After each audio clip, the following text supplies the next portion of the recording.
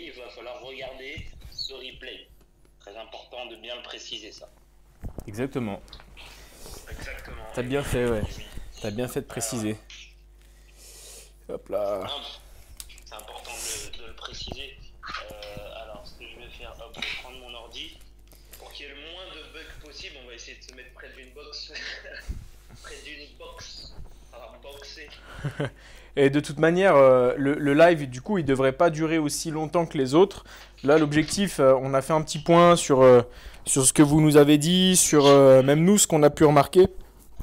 C'est que au final, on va essayer d'être un peu plus pertinent, un peu plus précis peut-être dans nos interventions et moins tergiversé. Comme ça permettra et pour vous et pour nous de pouvoir vraiment se préciser sur un sujet et que ça ne dure pas non plus trop longtemps pour que vous puissiez suivre jusqu'au bout.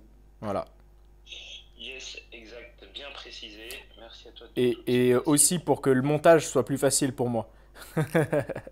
Aussi, que... voilà, ça fait partie des choses importantes.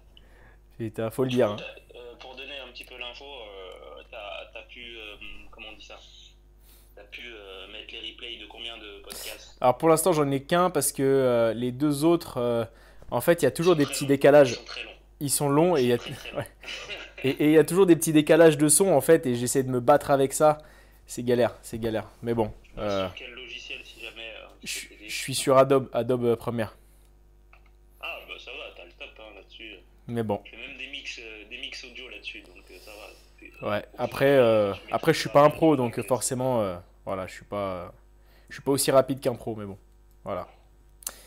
Bah écoute, je peux te laisser dire un petit peu qu'est-ce qui va en être aujourd'hui et peut-être mettre justement sur le live l'intitulé du jour. Bon, bah déjà, bienvenue à ceux qui sont là et à ceux qui verront le replay. J'espère que le déconfinement se passe bien pour vous. J'espère que vous ne faites pas trop les cons parce qu'on a dit déconfinement, mais ça ne veut pas dire que c'est la nouba. Hein. Faites attention à vous. Voilà, sur tous les points, j'ai envie de dire. Ça ne veut pas dire que vous sortez de chez vous. Maintenant, vous allez tout dépenser votre argent chez Zara. Hein. pour ceux qui ont vu les vidéos. Et non, bah écoutez, aujourd'hui, on va essayer de répondre un petit peu à des questions qu'on nous a posées au cours des précédents lives et dans les DM, etc. Il y en avait beaucoup, beaucoup, beaucoup. Donc, on va essayer de s'attarder sur les plus intéressantes. Voilà, comme on a essayé de faire un format plus court, on va pas aborder toutes les questions. Il y a des questions qui étaient vraiment précises auxquelles j'ai pu répondre. Je sais pas si de ton côté aussi, Corentin. Mhm. On va aller vraiment sur les plus générales, on va dire. Exactement. Donc là, on a un total pour l'instant de 7-8 questions. Après, l'idée, c'est de toujours débattre un petit peu ensemble et avec vous. Et d'ailleurs, si, voilà, si vous avez des questions qui vous surviennent, qui surgissent un petit peu, et ben derrière, on peut justement enchaîner là-dessus. Mais bon, là, l'objectif, c'est que notre intervention, notre live, il dure pas plus d'une heure maximum. Ce serait bien. Voilà, Ce serait ce top. serait bien. Bah écoute, bah alors salut à Loïc, salut. Attends, merde, qu'est-ce que j'ai fait? C'est bon. Salut à tous, Nabil, Fred, Moments of my life, Samy, Safwan, Blacky, J. Oh là là, compliqué là. Jnegzouk. Oula, je galère. Valéré. DJ Nexouk, je pense que c'est plutôt Ah, ça. peut-être, ouais, DJ Nexouk, ouais, parfait, c'est mieux. Black Neige et Loïc. Bienvenue à tous ceux-là et à tous ceux qui vont nous rejoindre. Et bah écoute, bah, je te propose de commencer sur la première question qu'on a vue, qu'on a pu avoir, que j'ai pu noter sur le truc. Si ça te fait rappeler d'autres questions, t'hésites pas. Hein. Ouais, t'inquiète pas. Alors là, je suis juste en train de préparer j'ai envie de dire mon back office. Et je vais normalement, parce que je suis en train de faire une petite manip en même temps pour avoir quelque chose de bien, bien lisible et pour te récupérer également le son. Bah, Tout ça. le son, ouais, t'inquiète pas, je pense que ça va le faire. Ça va le faire. Tu vas l'avoir toi de ton côté parce que sinon voilà, je te montre en gros, tac, j'ai pu récupérer une petite appli sympa sur Windows 10 qui est pas mal. Bah, au pire, moi, j'enregistrerai tout avec mon micro, donc ça peut le faire aussi. Ça peut le faire. Ok, ok. On verra. Let's go. Je rappelle encore une fois, même si vous ne restez pas sur ce live, vous le partagez. Je sais que la plupart d'entre vos copains sont dans un parc en train de bronzer et prendre le soleil parce qu'ils l'ont pas vu pendant 50 jours. Mais vous partagez ce live parce que c'est important. Donc, let's go. Eh ben, première question, c'est notre avis sur l'utilité des calories et de la nutrition et les différents objectifs. Donc, première question, on va dire, à laquelle on va répondre en termes de nutrition. Le sujet est vaste, donc on va essayer de rester quand même un petit peu vague, parce que je pense que ça peut être l'idée d'un prochain live. Donc, c'est bon, t'es là? Ouais, non, Ok. en fait, chaque fois que je mets le volet pour descendre, Ça marche. ça m'épose. Donc Ok. c'est normal, c'est tout à fait normal. Je t'en prie, commence, vas-y. L'avis, l'utilité des calories et de la nutrition sur les différents objectifs. Eh ben, encore une fois, c'est très intéressant comme question. Et bah, ça va dépendre de l'objectif justement en question. Donc bah, ça va avoir une utilité dans le sens où, dans tous les cas, en général, les objectifs vont vers une meilleure santé, en général, hein. Sauf quand il y a vraiment un objectif de perf, ça va pas forcément vers une meilleure santé, mais forcément, les calories et la nutrition, si on utilise bien en tout cas ces paramètres-là, on va aussi vers une meilleure santé. Donc il y a une relation entre tout ça au niveau des objectifs et de ce que vous allez bouffer, bien évidemment. Ça découle déjà du bon sens, ne serait-ce que sans rentrer dans le sujet, moi je dirais. Qu'est-ce que t'en penses, toi? En effet, en fait, il y a beaucoup de termes qui sont souvent confondus ou qui sont souvent utilisés, on va dire, de mauvaise manière. Je parle entre calories et nutrition. Déjà, il y a deux notions qui sont complètement différentes. Et je dirais même que l'une ne va pas sans l'autre. Parce que voilà, compter juste les calories, ça vous amènera pas nécessairement à votre résultat. Voilà, si vous cherchez. D'après une influenceuse assez connue, Sissi machin, il y aurait des entraînements anti-calories. Voilà. D'accord. Ah ouais. Anti, c'est-à-dire que tu pulvérises un petit peu et puis ils disparaissent. Voilà. Je savais pas. Fuis les calories. Je savais pas. C'est peut-être des nouvelles méthodes, sûrement des méthodes de prépa physique avancées. Et ça, est-ce que ça rentre aussi dans les méthodes brûle-graisse du ventre ou pas? De quoi? Est-ce que ça rentre aussi dans les méthodes brûle-graisse du ventre ou pas? Genre Il la zone, y a moyen. la zone en dessous du nombril C'est et... le genre de titre accrocheur qui Ouais. est très vendeur, donc ça m'étonnerait même pas qu'il y en ait un qui existe aussi là-dessus. Hein. Ça m'étonnerait pas, quoi. Ouais, donc du coup, ouais, en gros, voilà, moi je dirais que calories, c'est bien pour avoir, pour quantifier les choses. Maintenant, quantifier les choses, surtout dans le corps humain, c'est pas suffisant. Il faut mettre un contexte, et le contexte, ça va être la nutrition. Et donc, oui, enfin, c'est indéniable, il y a une utilité dans les deux. Après, comme tu l'as dit, tout dépend de l'objectif qu'on veut et on va dire du niveau de l'objectif qu'on veut. Si votre objectif c'est juste d'être en bonne santé, moi je vous conseille juste de faire votre sport, de faire votre activité et de manger juste correctement, quoi. Pas de vous prendre la tête sur combien c'est de calories, est-ce qu'il me faut du zinc, est-ce qu'il me faut du machin. Non, ça servira à rien. Donc voilà, Bah, c'est beaucoup d'inquiétude pour pas grand-chose au final. exactement. Donc, ouais, C'est c'est des un petits petit peu vrai. réglages. C'est des petits réglages. Voilà. Eh ben, je pense qu'on a plus ou moins répondu. Deuxième question. Yes. Alors, deuxième question. Avis sur le dopage. Alors Ouais. ça veut tout et rien dire. Avis sur le dopage. Est-ce que c'est mon avis perso? Est-ce que c'est l'avis des médecins? Est-ce que c'est... Bon, Ah, je pense que tu peux voilà, donner ton avis. Tu peux donner ton avis. je pense que je peux donner mon avis. Ben, mon avis sur le dopage. Alors faut savoir que moi j'ai un avis un petit peu extrême, donc ça va prendre avec des pincettes. Oh, mais c'est C'est-à-dire que intéressant. C'est intéressant. déjà de base, j'ai un avis mitigé sur la nutrition d'une façon générale. Donc imaginez mon avis sur le dopage, dans le sens où on vit dans une société et la vie en société est le flambeau de l'humain, j'ai envie de dire. C'est-à-dire qu'on connaît que très peu de personnes qui vivent en autarcie et qui font leurs propres choses, chacun de leur côté. On est interdépendants les uns des autres. Donc on a une façon de vivre qui doit être plus ou moins dans dans une normalité. Alors, pourquoi je dis ça? Parce que de nos jours, moi je considère qu'il y a une façon normale de se nourrir et il y a une façon extrême de le faire dans un premier temps. Et pour moi, le dopage, c'est encore au-dessus de la façon extrême de se nourrir. C'est-à-dire que moi, personnellement, je ne me restreins pas à des diètes précises ou des choses comme ça, même si j'ai des objectifs physiques.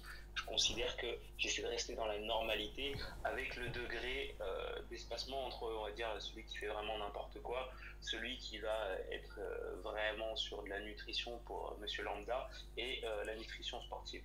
On va dire que je vais me situer dans cette zone entre guillemets de normalité. Je dis vraiment entre guillemets parce que de nos jours la normalité ça fait presque peur. Et pour moi le dopage c'est extraterrestre. C'est-à-dire que il faudrait que je sois dans la situation d'un athlète haut niveau pour que je pense que je valide ce genre de pratique. Sinon, voilà mon avis sur le dopage. C'est intéressant. C'est intéressant parce que, comme tu dis, il y a cette notion de haut niveau, encore une fois, où en fait c'est ton travail, c'est ton train de vie, c'est comme, voilà, c'est comme je vais acheter une voiture un peu plus compacte pour pouvoir mieux me garer en ville. Bah voilà, c'est exactement le même état d'esprit, je pense, pour un sportif de haut niveau. Ça va être, voilà, il va falloir que je sois au niveau. Donc c'est... Ah oui, ça change tout quand c'est un sportif haut niveau, parce que pour moi, la logique du dopage, elle a utilité quand entre guillemets, tu as vraiment des objectifs à atteindre qui va te niquer la santé, et quand, pour moi, le jour où potentiellement je pourrais me doper, c'est en temps de guerre. C'est ce que je veux dire. En temps de guerre, oui, pourquoi pas, si on est sur le front, Mais on est en guerre, je te rappelle. Hein. De niquer des madrés, comme on dit. On est en guerre, hein, je te rappelle. Voilà, ce qui paraît, d'après ma vie. Mais le dopage du canapé. C'est pas dans mon... Non. Ouais.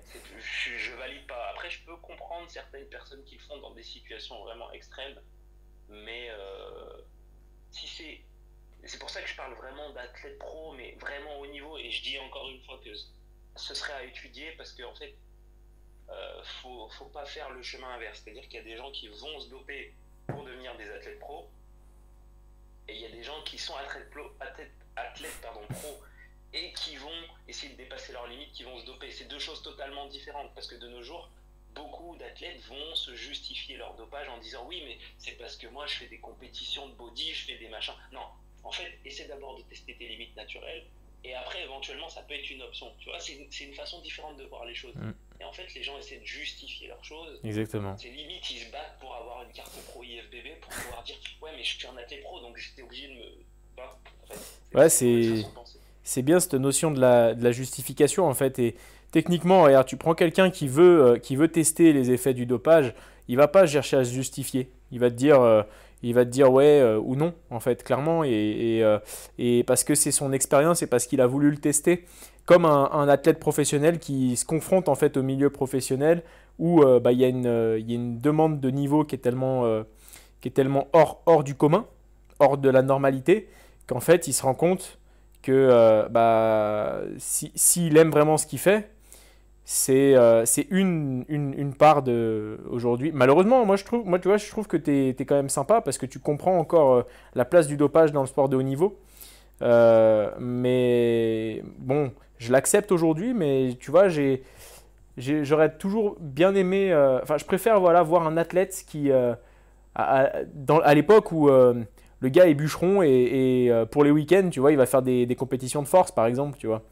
Je trouve que c'est une manière de vivre le sport qui est différente et voilà, moi j'aime bien cette vision-là. Donc bon, forcément, le dopage là-dedans n'a pas forcément sa place. Et clairement considéré comme tricherie ou comme tricherie, alors qu'aujourd'hui, j'ai l'impression que ça a tellement été démocratisé, utilisé par tous, que en fait, ça fait partie de la performance aujourd'hui. Ça fait partie de la stratégie du groupe, de la stratégie de l'équipe sportive, de savoir quand se doper, quand doper un athlète, quand le faire progresser avec ça, à quelle dose. Et aujourd'hui aussi, je pense qu'il y a un dopage qui fait attention aussi à la santé des athlètes. Parce que sinon, on aurait... ridicule en fait. hmm, Ça devient ridicule parce qu'au final, euh, comme tu le disais tout à l'heure, voilà, on se dope pour tout et n'importe quoi. Moi, je vais vous faire part d'une expérience. Dans la salle où je travaille, pourtant, c'est pas un professionnel, c'est pas des professionnels. Il y en a plusieurs qui sont dopés. Il y en a qui l'ont dit clairement. Ouais, moi, j'ai fait une cure, une machin. Et quand tu vois le niveau, ben, tu vois, ça fait peur parce que tu te dis, ah ouais, bah, tu vas prendre le risque comment dire ça, de de faire n'importe te quoi. flinguer la santé euh, pour ça. Enfin, tu vois, c'est pour ça que je dis, ça part d'une mauvaise mentalité, c'est-à-dire que les gens, c'est comme s'ils étaient au poker, ils mettent tapis en espérant récolter quelque chose, alors que c'est pas, ils n'ont pas joué stratégie avec des vraies stratégies de gens qui jouent au poker, pour après au final prendre le risque à la fin parce qu'ils n'ont pas d'autre issue, tu vois ce que je veux dire. Ils se risquent et puis après ils essaient de justifier un petit peu euh, en disant qu'ils n'ont pas voulu se casser la gueule. Mais bon, il y a d'autres chemins. Ouais, Et c'est et ouais. c'est pour ça que je suis un petit peu contre la mentalité vraiment qui est autour, on en a parlé la dernière fois dans le live, de tout ce qui est commercialisation de ces choses-là. Parce qu'au final, ça, de plus en plus, ça justifie et ça légitime les gens qui font ça.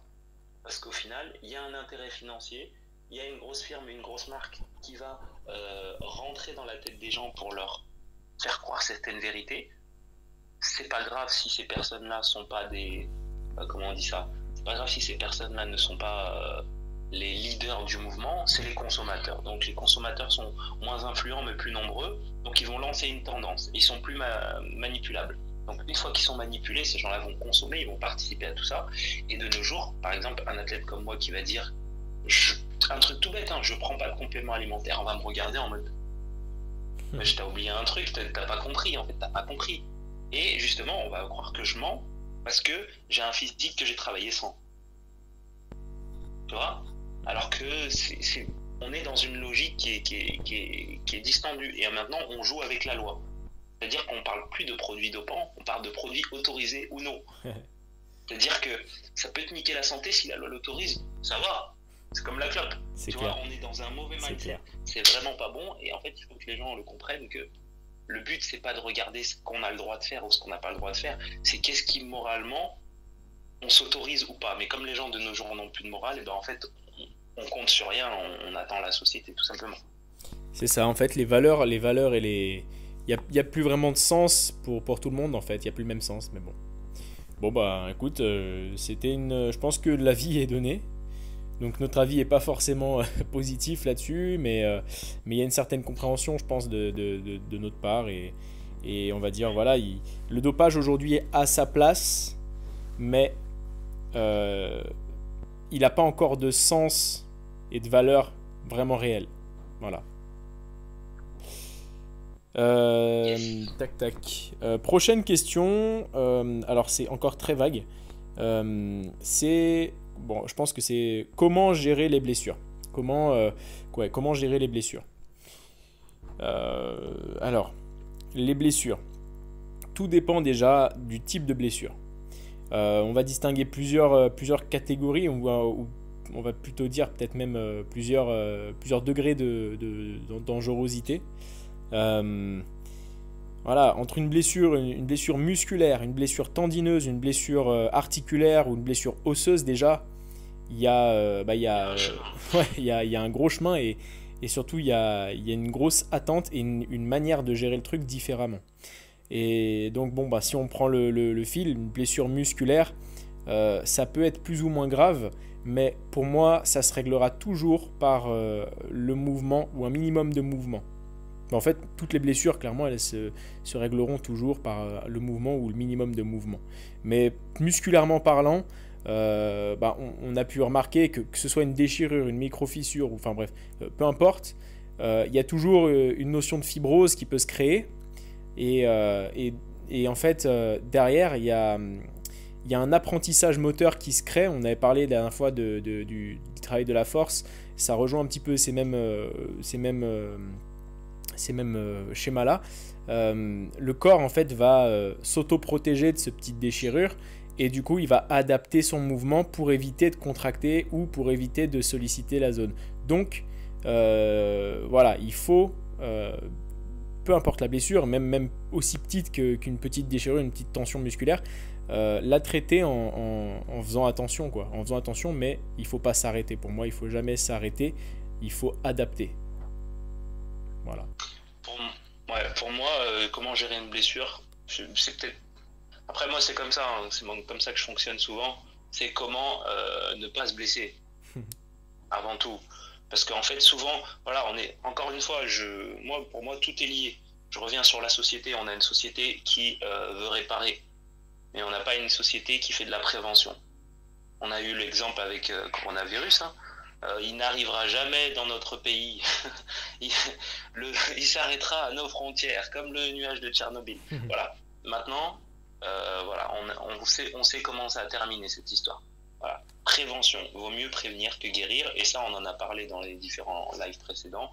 La mobilité, le mouvement, travailler la technique, le renforcement, l'adaptabilité, la planification, voilà, toutes ces choses-là, ça va être des étapes pour éviter de se blesser au final. Donc moi, je dirais comment gérer les blessures, c'est dès le début. Une blessure, ça se gère dès le début, parce que souvent, vous allez vous dire, je me suis blessé en faisant un squat. Mais c'est pas forcément en faisant votre squat que vous êtes blessé, c'est peut-être au niveau de tous les mouvements que vous faisiez avant, qui étaient mauvais, et puis un jour le corps a décidé de, si c'est une déchirure, ça a déchiré parce que vous n'étiez pas assez mobile, et puis que vous avez vu à la presse, vous arriviez à pousser, mais sur un squat qui est un mouvement totalement différent, et le corps il a dit c'est quoi ça, voilà. Donc finalement c'est mis à part quand on fait vraiment des exercices, on va dire, un peu plus dangereux, on se blesse très rarement sur un mouvement. Aujourd'hui j'arrive, je me blesse. En général on se blesse sur la longue. Mauvaise posture pendant des années, et un jour ça pète. Voilà, donc apprenez d'abord peut-être à prévenir les blessures. C'est très vrai, et pour imager le truc, c'est tout simplement, ça commence par faire un bon échauffement. C'est bête, mais vous vous sentez un petit peu bizarre, vous avez une tension dès que vous commencez le premier exo, hop, revenez sur votre échauffement, prenez le temps en fait de vraiment recréer du stress dans la zone qui est tendue, mais du stress qui est géré en fait, et probablement que vous, soit dans un premier cas, la blessure elle s'estompe, ou la tension elle s'estompe, et du coup vous pouvez reprendre votre séance et tout va bien, soit dans le second cas, la tension elle reste là, et votre séance du coup vous l'adapterez, comme on a pu le dire, et vous allez faire votre prévention comme ça. Donc la blessure sur le coup, c'est-à-dire que si elle arrivait, ça arrive, hein. Il n'y a pas de risque zéro. N'importe quel sportif, aussi expérimenté qu'il soit, se blesse. Maintenant, c'est à des degrés de gravité qui sont différents, et ça, c'est vrai que ça passe par la prévention, tout simplement parce que voilà, ils sont suivis, ils connaissent les problématiques corporelles qu'ils ont, les mauvaises adaptations qu'ils ont eues et autres, donc ils travaillent dessus progressivement. Voilà. Exact. Et je dirais même, apprenez à vous connaître. Quand vous regardez un exemple de la muscu Schwarzy, et sur certains mouvements, certains d'entre nous se seraient cassés en deux. Lui, visiblement, il se connaissait un peu, parce que finalement, il s'est pas tant blessé que ça, hein. Donc voilà. Il avait des médications qui étaient aussi assez fortes. Ah oui, bien sûr. Mais j'en connais même qui sont, je pense, chargés de communication, comme dirait Monsieur Marvel Fitness, qui, eux, se seraient cassés en deux aussi. Voilà. Après, il faut se connaître. Tu vas avoir un mec qui va faire des dips en se plaçant vraiment mal, l'épaule vachement engagée, qui va faire des dips à 150 kg toute sa vie. Et il aura une petite gêne, vite fait. Et puis toi qui vas t'appliquer à faire des dips, tu vas avoir des douleurs, une tendinite, machin, enfin voilà. Il y a plein de paramètres, il faut apprendre à se connaître aussi, et puis il faut ranger l'orgueil de côté, parce qu'on les connaît, les blessures aussi d'orgueil. L'autre il a poussé tant, je vais essayer de faire pareil, et puis voilà. Et bim. Top. Prochaine question ? Ouais. Étirement plutôt matin ou soir? Ça je kiffe cette question, j'adore. Parce que déjà de base, est-ce que les gens s'étirent? Moi j'ai envie de poser cette question, est-ce que les gens s'étirent? Qui s'étire aujourd'hui? Qui a un minimum dans son temps, dans son emploi du temps, des étirements? Moi je connais pas beaucoup, hein. C'est vrai, c'est pas faux. Je sais pas pour toi, hein. C'est pas faux. On a un peu l'impression en fait que les étirements sont considérés comme superflus ou même peut-être même inutiles, tu vois. Mais on sait que c'est utile, mais on veut pas le faire, tu vois. L'impact en fait, l'impact d'un étirement.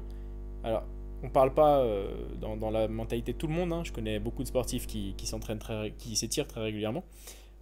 Mais ouais, on va plus utiliser les étirements comme la cause, enfin non, oui, la réponse à la cause d'une douleur, d'une tension ou de quelque chose, plutôt que par habitude ou par décision de travailler ce truc-là principalement. Exactement, exactement. Donc après, du coup, je pense pour répondre à ces questions, le mieux c'est de faire part un petit peu de mon expérience. Pour moi, les étirements, tout dépend les types d'étirements déjà. Personnellement, toute ma vie, j'ai fait plutôt des étirements passifs, donc courts et qui n'ont pas pour objectif d'augmenter ma souplesse. Et on va dire que ce genre d'étirement, tu peux les placer un peu partout. Tu peux même le passer sur certains exercices entre tes séries, puisqu'ils n'ont pas une grosse incidence, on va dire, sur le stress que tu as déjà infligé à tes muscles. Mais ce qui va être intéressant, c'est quel type d'étirement déjà vous voulez faire. Encore une fois, on revient à la même chose. Quel est l'objectif derrière ces étirements? Voilà. C'est intéressant. Alors pour retracer un petit peu, pour expliquer, un étirement passif court, il va avoir pour impact de détendre un petit peu le muscle et de lui permettre de reprendre une taille habituelle. Voilà. Donc on peut le réaliser n'importe où, puisque l'objectif, c'est pas réellement de venir... Enfin, je vais parler avec des termes un peu qui sont pas relatifs, mais agrandir la taille du muscle. Voilà, on va pas chercher à agrandir la taille du muscle. On va juste chercher à le détendre. Donc du coup, en fait, on s'écoute encore une fois. Voilà, si ça tire un peu trop, hop, on maintient, on va pas chercher plus loin, quoi. Et écoute, plutôt matin ou soir. En fait, si c'est plus facile pour vous de vous dire, allez, le matin, je me lève, je vais me faire un étirement, 2 enroulés de colonne, boum. Ensuite, un petit étirement du psoas de chaque côté et voilà. Une petite routine matinale, ça dure quoi, 5 minutes? Parfait. Avant de faire quoi que ce soit, vous faites ça, top.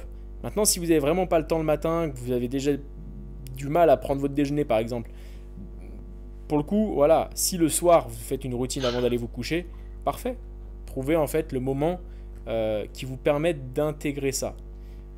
Pour parler un peu de mon expérience, dernièrement, tu vois, j'ai des petites douleurs dans le dos, sûrement dû au fait que pendant le confinement, on est très souvent assis et voilà, malgré les entraînements fréquents, hein, ça veut rien dire. Le corps, il s'adapte hein, quand il y a un gros changement entre passer sa journée debout à coacher et sur le canapé à faire des articles et des lives, c'est pas pareil. Et pour le coup, voilà, j'ai rajouté des petites routines d'étirement régulièrement et ça permet en fait aussi, alors il y a ce fait là, de repousser les limites de la douleur, on va dire, et c'est principalement ça le premier gain qu'on fait en termes de souplesse. C'est qu'en fait on s'habitue à la tension, on s'habitue à la douleur ou l'information de la douleur, puisque c'est pas une réelle douleur, c'est juste le muscle en fait qui envoie une information nerveuse en disant oula, il se passe un truc. Et progressivement, vous faites vos étirements et du coup, vous vous adaptez à cette douleur-là. Donc du coup, vous n'avez plus mal. Et vous pouvez aller plus loin. Voilà, donc petite blessure, voyez si ça... Enfin, petite tension, pardon. Voyez si ça améliore un petit peu. Mais je le conseille vraiment en routine, puisque ça permet vraiment de respirer, de se mettre une routine, une habitude et conditionner le corps en fait au mouvement après une bonne nuit de sommeil, quoi. C'est pas pour rien en fait que le matin on a tous envie de s'étirer, quoi.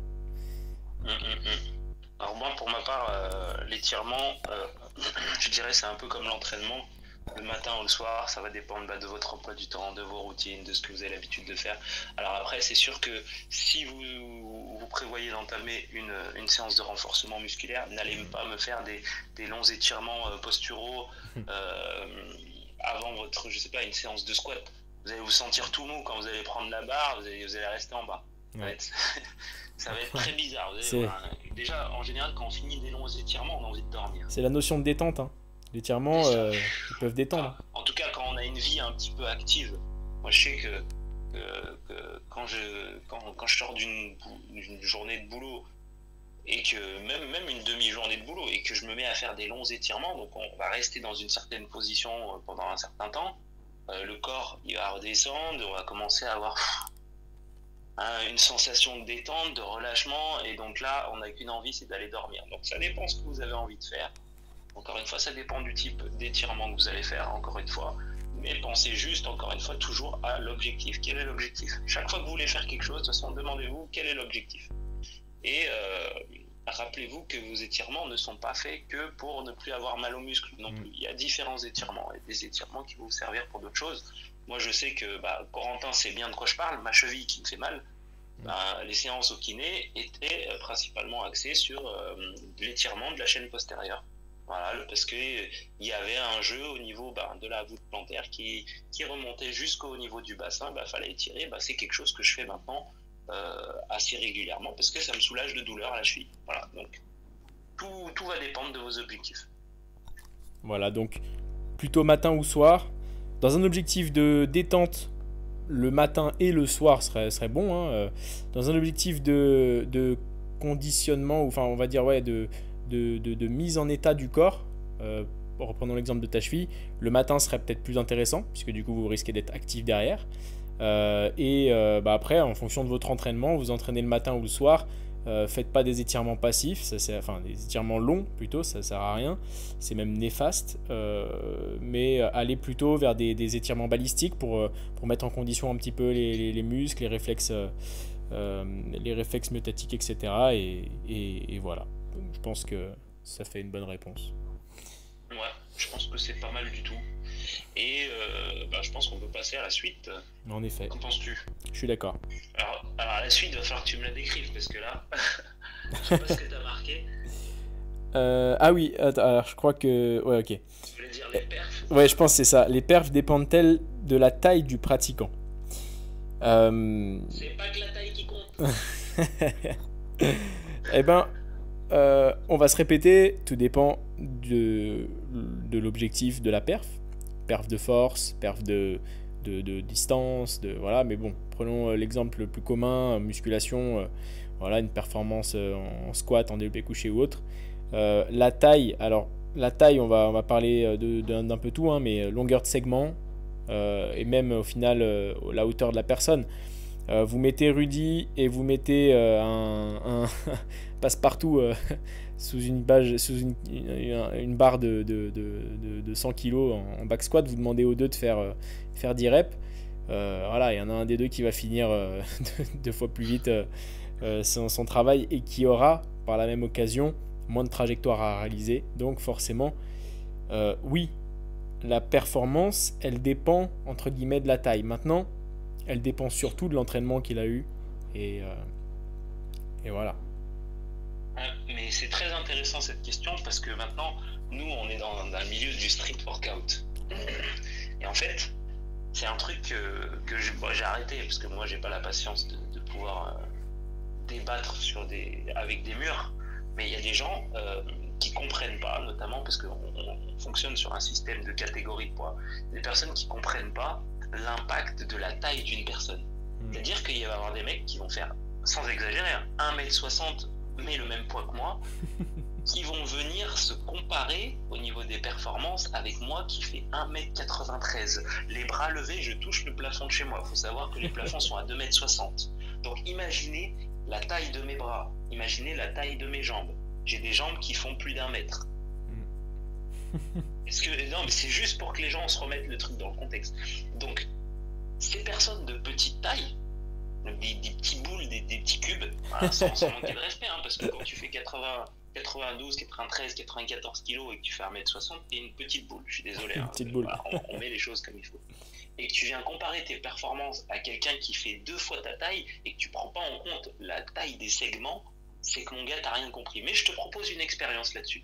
Tu vas prendre une haltère de 20 kilos et tu vas faire un curl avec 20 kilos. Tu vas prendre une barre de 20 kilos et tu vas la tenir à son extrémité et tu vas essayer de faire un curl avec. Et tu vas comprendre que pourtant c'est 20 kilos, mais ça monte pas, parce qu'il y a un truc qui s'appelle le bras de levier, tout simplement. C'est-à-dire que plus la chose est longue, et le poids va être réparti différemment, en fait. Il faut que les gens comprennent cette notion-là, parce qu'en fait c'est quelque chose qu'ils ont du mal à comprendre. Donc quand moi je vais sauter plus haut qu'eux, ou courir plus vite qu'eux, ça va leur sembler normal parce que je suis grand, mais quand je vais pas tenir une planche ou un handstand aussi facilement qu'eux, ils vont dire ah mais je fais le même poids que toi. En fait c'est de l'imbécilisation des gens, si je peux utiliser ce terme, je sais pas s'il existe. Voilà, mais il faut comprendre que la taille implique un centre de gravité différent, une taille de segment différente, donc une longueur de muscle également différente, un squelette différent. Et en fait le bras de levier il est pas pareil. Moi quand je fais un squat, je descends de plus d'1 mètre. Non, je descends presque d'1 mètre. C'est énorme. Et en fait, il faut que les gens aient cette notion-là pour que quand ils... Parce qu'on sait qu'il y a quand même beaucoup d'ego au niveau de la musculation. Avant de venir comparer vos performances, comparer la taille de vos zizi, on va se faire striker. Placez les bonnes données devant vous et regardez, analysez correctement sur quelle chose on est. Voilà. Exactement. Tout ne se vaut pas. Tout ne se vaut pas. Donc, en effet, la taille, elle va impacter sur la performance. On va dire peut-être même sur la performance, clairement. Donc, après, les sports sont censés... Enfin, les sports, oui, sont construits de manière à soit, dans l'éducation des sportifs, à favoriser un bon choix de sport. Par exemple, quand tu regardes dans l'équipe de gymnastes, en général, ça dépasse pas les 1m70-75. Et c'est pas parce qu'ils acceptent pas de personnes plus grandes, c'est juste parce que les gens qui commencent là-dedans vont se rendre compte que c'est pas fait pour eux. Mais voilà, et prenons un sport par exemple de force athlétique. Bon, même s'il y a des personnes qui sont très grandes, et d'ailleurs tu vois que les strongman aujourd'hui c'est des mecs qui font et les meilleurs en tout cas c'est ceux qui font pas loin de 2 mètres, 2 mètres 20, 2 mètres 10. Hafthor qui a fait son 501 kg en deadlift, il fait 2 mètres 20, il fait combien? Il est grand, il est très grand. Il est très grand. Bon après il fait 180 kg, je sais plus. Enfin bref, il est très lourd aussi. Mais pour le coup, en force athlétique par exemple, on a 3 mouvements, squat, développé couché et soulevé de terre. Il y a sur le soulevé de terre où quelqu'un qui est assez grand va pouvoir être avantagé. Enfin, quelqu'un qui a des grands bras va pouvoir être avantagé. Mais c'est vrai que sur les deux autres mouvements, bon, développé couché, développé couché, c'est une question de taille cage thoracique. Développé couché, c'est des petites boules. Ou bien ils ont des grosse cage thoracique. Comme ça, de façon à ce qu'il y ait une très courte amplitude. Ouais. Et back squat, back squat, après, il y en a qui jouent sur la position de la barre, sur les trapèzes ou au milieu du dos. Et ça change nettement le centre de gravité. Donc oui, il y a ce phénomène-là. Mais bon, voilà. En fait, si on analyse ça dans tous les sports, on comprend vite et les sportifs sont pas dupes que oui, la taille a un impact sur la performance. La performance possible de base, on va dire. Et dans un sens comme dans l'autre, en fait. Voilà, comme je disais tout à l'heure, il y en a, parce que quand j'ai mis mon saut sans élan, mon saut de boxe sans élan et tout, il y en a qui m'ont dit ouais mais t'es grand. Ouais, mais il faut prendre en compte que sur d'autres choses, je suis totalement désavantagé parce que je suis pas juste grand, j'ai des longs segments. Il y a des gens qui sont aussi grands que moi, mais avec des segments plus courts. Voilà, donc il faut tenir compte tout le temps de la taille. Il y a des paires sur lesquelles je vais être très avantagé, il y en a d'autres sur lesquelles je vais être très très désavantagé. Voilà. Exactement. Prochaine question. Alors c'est quoi un beau coach sportif? Moi je dirais il faut qu'il ait minimum 500K d'abonnés, sinon c'est un vieux coach. Et un corps super bien foutu et bien évidemment épilé. Voilà, épilé. Faut qu'il ait un code promo pour le dentifrice noir là, le dentifrice noir il faut qu'il ait fait au moins 1 ou 2 téléréalités, sinon c'est pas un bon. S'il n'a pas fait de télé-réalité, pour moi c'est pas un bon coach. Voilà mon avis. Prochaine question. Non, bon, plus sérieusement, c'est quoi un bon coach sportif? Et d'ailleurs, les personnes que j'ai en suivi qui font partie de ma base de données d'adresse mail, je vais vous envoyer je crois que je l'ai envoyé un questionnaire où justement, je vous demande ce que vous attendez d'un coach. Donc, justement, par rapport à ça, un coach sportif, c'est quelqu'un qui va répondre à vos attentes déjà. Première question. Alors, bien sûr, dans le domaine sportif, hein, les coachs be like, calmez-vous. Il faut que ce soit dans le domaine sportif. Si vous répondez à d'autres attentes, ça ne nous regarde pas.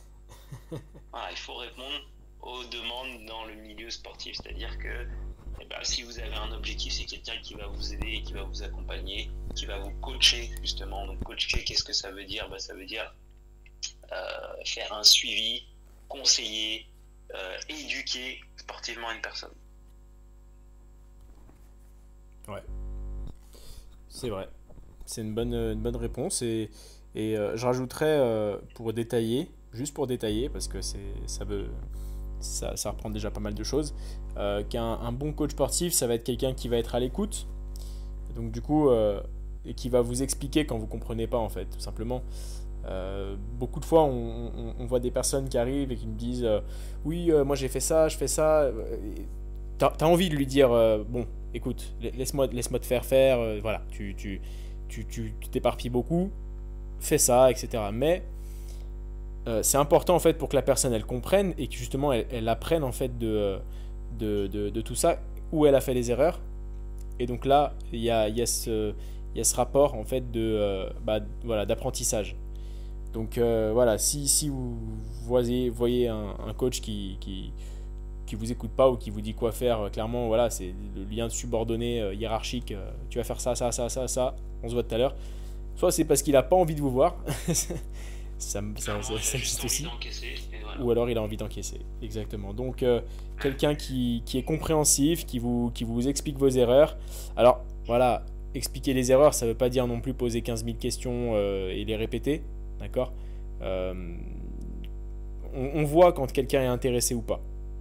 Ça se voit. Maintenant, on a, voilà, ayant vu plusieurs personnes, voilà, quand il y a des gens qui posent des questions pour faire comme s'ils s'y connaissaient, etc., on peut le voir. Donc forcément, faut prendre en compte ça. Il faut que ce soit quelque chose, d'une relation honnête, en fait. Donc tout simplement, quelqu'un qui est à votre écoute et qui répond à vos attentes. Je voulais juste terminer sur un point là, sur cette question-là. Souvent on dit est-ce qu'il faut que ce soit un coach sportif diplômé? Alors moi je vais vous donner une question, un point d'analyse et un point de réflexion. Sachez qu'en France, pour pratiquer le métier de coach sportif, il faut être diplômé. C'est une obligation légale. Donc quelqu'un qui vous coacherait, même s'il a toutes les qualités requises mais qui ne serait pas diplômé, il faut quand même tenir en compte qu'il a eu cette négligence, en tout cas de ne pas respecter la loi. Donc à vous, si c'est quelqu'un que vous connaissez, pourquoi pas. Si c'est quelqu'un que vous ne connaissez pas, songez tout de même qu'il s'agit d'une personne qui a eu la négligence et qui a eu surtout la volonté d'agir contrairement à ce qui doit se faire. Voilà, en facilité. Au niveau procédure. En facilité. Donc, c'est potentiellement, et on parle vraiment avec des pincettes, parce que je veux juste attirer l'attention là-dessus, une personne qui aurait peut-être d'autres négligences. Voilà.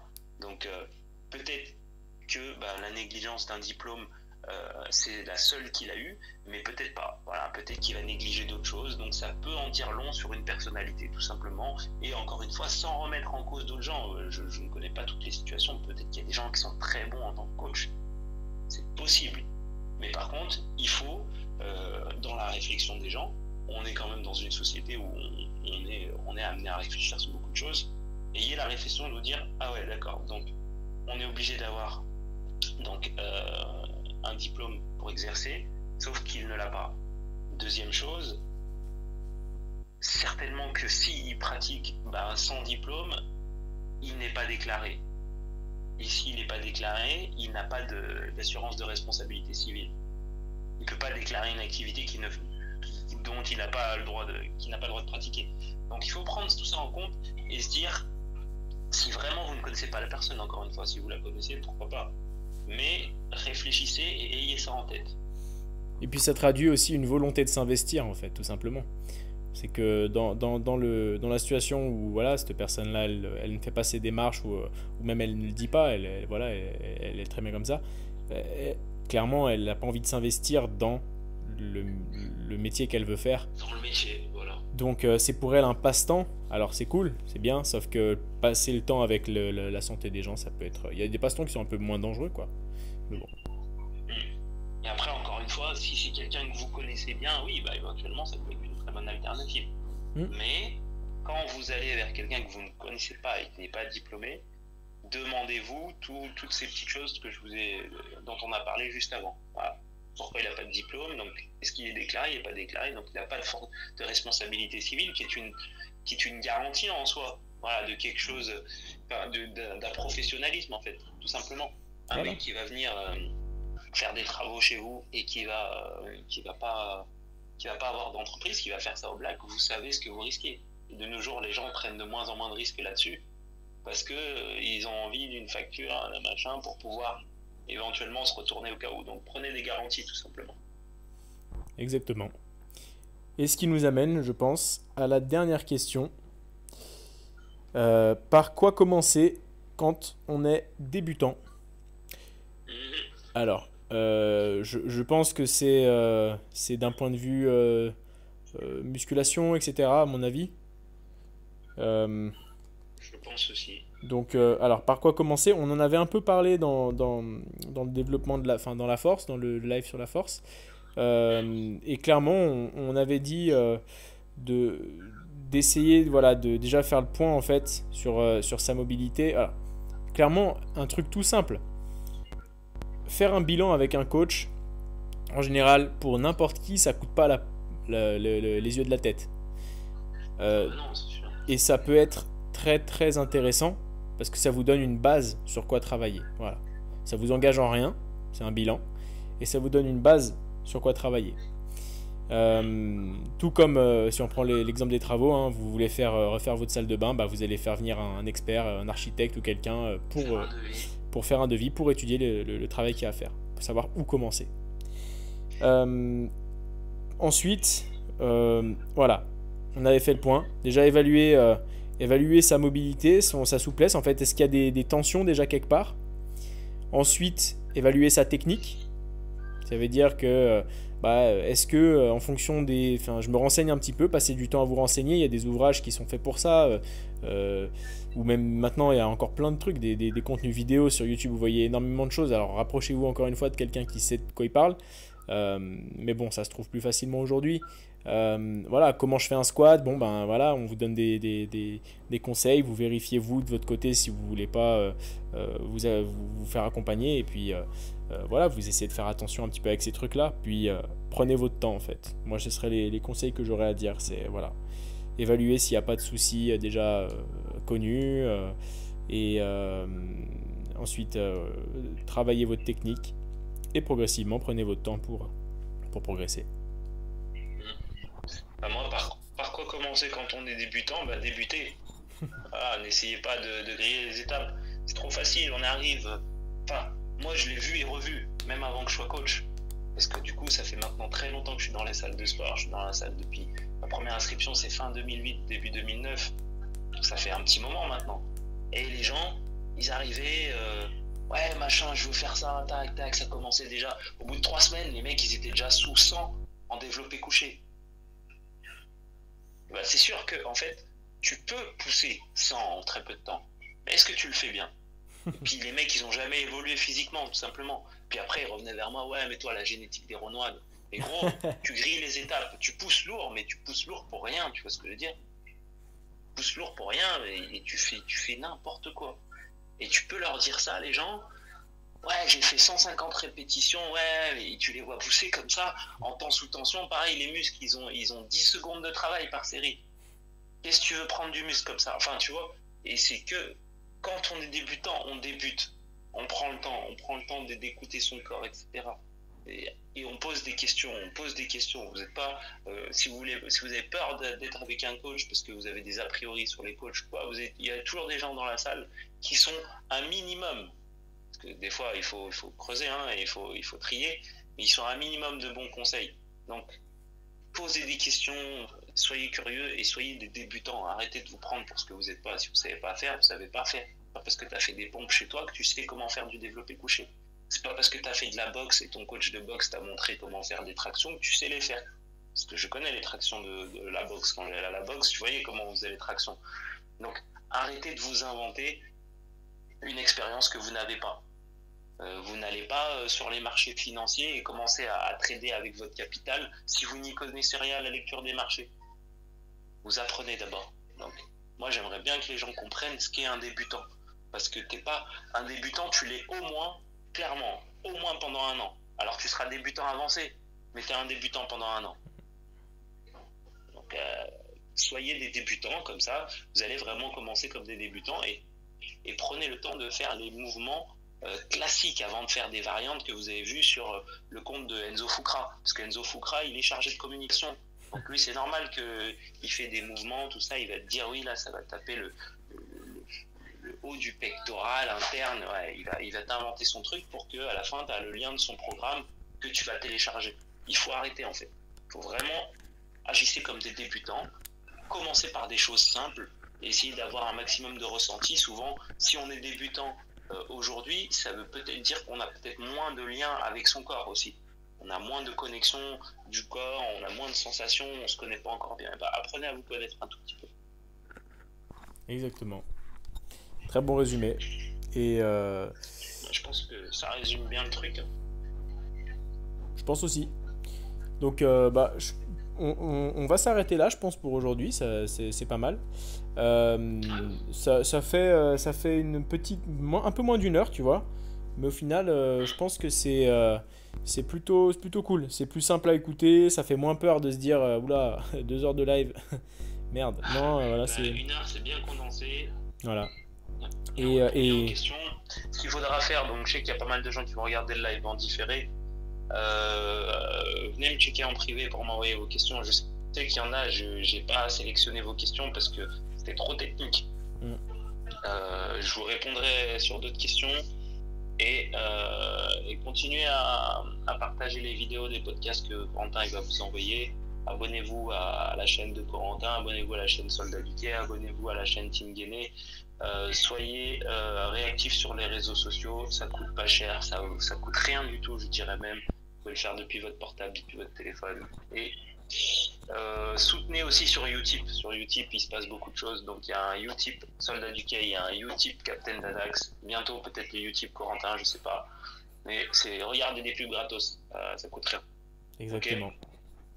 Bah voilà, bon, et bah écoute. Corentin, merci à toi. Merci à toi aussi. Mardi prochain, on se refait ça. Allez, mardi prochain, je pense qu'on parlera un peu de la nutrition, mais on cherchera un peu le sujet précis pour pas s'éparpiller trop. Et voilà, et pourquoi pas parler, je sais pas, du jeûne intermittent ou des choses qui sont en vogue, tu vois, d'expliquer un petit peu pourquoi ça marche. Ça peut être très intéressant. Ça peut être pas mal, ouais. Bah écoute, on fait comme ça, on se capte, de toute façon, on vous tient au courant et voilà.